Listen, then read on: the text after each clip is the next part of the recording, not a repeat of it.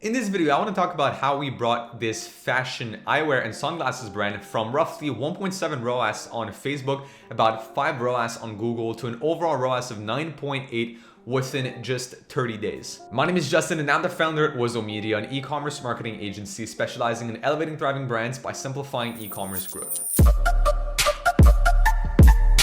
So let's get straight into it. The problem, this brand came to us in the very late October of 2022. They had not ran any Facebook acquisition ads in months. So if we look at this right here, brand was very established. They have hundreds of thousands of followers on Instagram. They're verified. They are endorsed and work with celebrities like Gary Vee, rappers like Takeoff, Quavo. They've worked with a bunch of celebrities over the years and are still actively doing celebrities endorsements pretty much every single day. So with that said, very big following, very big brand overall, but they had exhausted their audiences through intense retargeting all throughout of 2022. So big issue, because over the last year, they had ran very little acquisition ads and most of their efforts were spent actually retargeting the current customer pool. So returning customer rate was quite high on their Shopify store. And if we looked at the audiences, first of all, the audience sizes were much smaller because again, the engagement overall was actually going down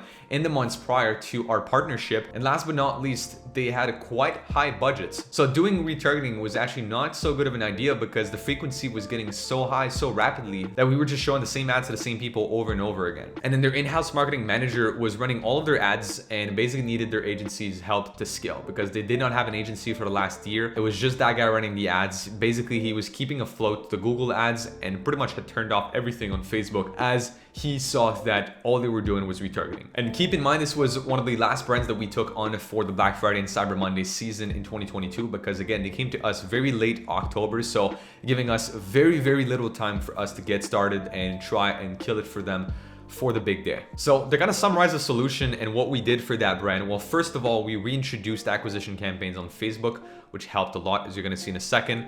We consolidated the account and optimized their Google Ads campaigns, as overall they were actually getting pretty good results already. As I mentioned at the intro of this video, they're already getting about 5x ROAS on Google with a couple acquisition campaigns too that they had running on there. So Google was doing pretty good. Facebook itself had been struggling for months. We also produced a new wave of seasonal ad creatives in that case. So both on the UGC and static images side of things, or I'm saying static images, actually videos and animations too. And all Facebook sales came from acquisition campaigns is what we pretty much did for the Black Friday time, is do heavy acquisition on Facebook and retargeting a little bit more on the Google side of things, which overall led to a 40% new customer sales ratio. Keep in mind, again, that brand was very established, very strong email setup in place. They've also been doing SMS for quite a while. So retargeting was pretty key for them during that time of the year. And in ads overall, if you compare 2021 to 2022, we actually spent less than the prior year, though I'm gonna explain why in the next couple of minutes. So before that brand came on board, as you can see right here, so basically for the 30-day window before we actually partnered with that brand, they had spent about 18.9K total in over 30 days on Facebook. It was primarily spent on bottom of funnel. So both of the campaigns you see here were primarily middle of funnel and bottom of funnel campaigns. You can see one tofu campaign at the bottom, but literally it spent $1. So all of it was pretty much retargeting, which as you can see, results were about 1.56 to 1.9. They spent 18.9K on Facebook ads during that time period and brought back $32,000. Google was doing much better actually during that time period. They had spent on Google about 25,000 and made back 122,000 on the platform. Though yet again, if you look at the campaigns that had the most sales, like this one with 55K was branded. There's another one that had 17K branded. So again, it was about 70% of those sales came from branded search campaigns. So yet again, heavy retargeting still on Google. So looking at that, it's very rare that we take on some of these brands because it's quite hard usually to relaunch the machine. I mean, they've tapped out and they've maximized their current audience so much that there's a lot of fatigue. Like the current customers don't come again. The social proof is dying down because people are not interacting as much with the ads. They're not really liking, commenting on them.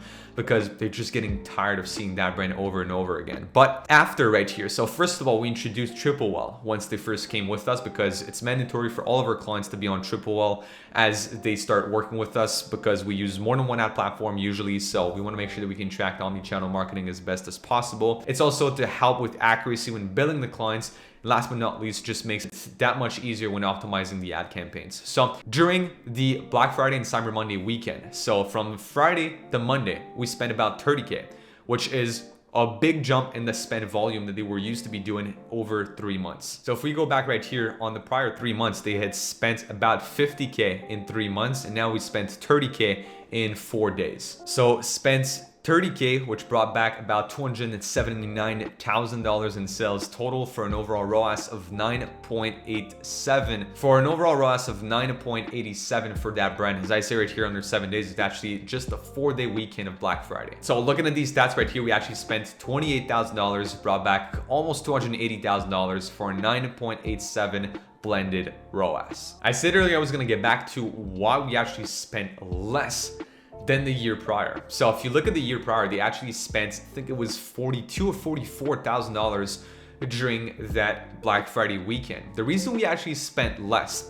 is the following two. First of all, the year prior, we looked, the frequency was getting, I mean, it was not crazy, but it was above 2 during that weekend. And they had overspent a lot, especially on Facebook. So Google, we actually spent more this year than the year prior. Facebook is where we spent a little less, because we looked historically, they had spent so much and got a very low ROAS. So funnily enough, we actually got better results this year coming from the ads than the year prior, just by spending a little less and being a little bit more conservative on that budget. That's one of the reasons why we actually spent less. The second reason why we spent less is just due to time constraints and the fact that they had tapped out their full retargeting audience. So came to us again late October. We actually started running ads for them towards the end of the first week of November, giving us about 2 weeks of testing before the big day. So we had very little time to test, pretty much no acquisition data from the last year. The only acquisition ads that they had really run intensely was from 2020 onwards. So as we know, 2020 was prior iOS 14. So quite hard for us to really base ourselves off of that data